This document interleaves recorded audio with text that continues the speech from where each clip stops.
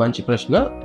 Stroke యూజువల్గా family హిస్టరీలో run అవుతుంది. యూజువల్గా బ్రెయిన్ స్ట్రోక్స్, హార్ట్ స్ట్రోక్స్ లాగానే బ్రెయిన్ స్ట్రోక్స్ లో కూడా హెరిడిటరీగా రన్ అయ్యి కామన్ గా చూస్తాము. అంటే ఎట్లా అంటే ఫ్యామిలీస్ లో మన హిస్టరీ ఆఫ్ హార్ట్ డిసీజ్ కానీ, ప్రీవియస్ గా వాళ్ళకి ఏమైనా బ్రెయిన్ స్ట్రోక్స్ వచ్చినా కానీ, ఇస్టమిక్ స్ట్రోక్స్ కానీ, హెమరేజిక్ స్ట్రోక్ కానీ, ఏదైనా పార్ట్ ఆఫ్ స్ట్రోక్స్ ఏమైనా ఉన్నా కానీ ఫ్యామిలీలో రన్ అవుతే మాత్రం జెనెటిక్ ప్రీడిస్పోజిషన్ గా వచ్చే స్ట్రోక్స్ కామన్ గా చూస్తాము. అట్లాగే కొంతలో మందికి కొంచెం హోమోసిస్టిన్ లెవెల్స్ కామన్ గా ఏంటంటే అది ఎక్కువ ఉంటుంది. సో ఆ ఎక్కువ ఉన్న వాళ్ళకి హైపర్ హోమోసిస్టిన్ లెవెల్స్ అంటాము. సో అలాంటి వాళ్ళు కూడా ఇది కూడా ఆ జెనెటిక్ గా వచ్చేవి ఫ్యామిలీలుగా రన్ అయ్యే స్ట్రోక్స్ కామన్ గా చూస్తూ ఉంటాము. అలాగే యంగ్ ఆన్సెట్ స్ట్రోక్స్ కూడా కామన్ గా చూస్తాము.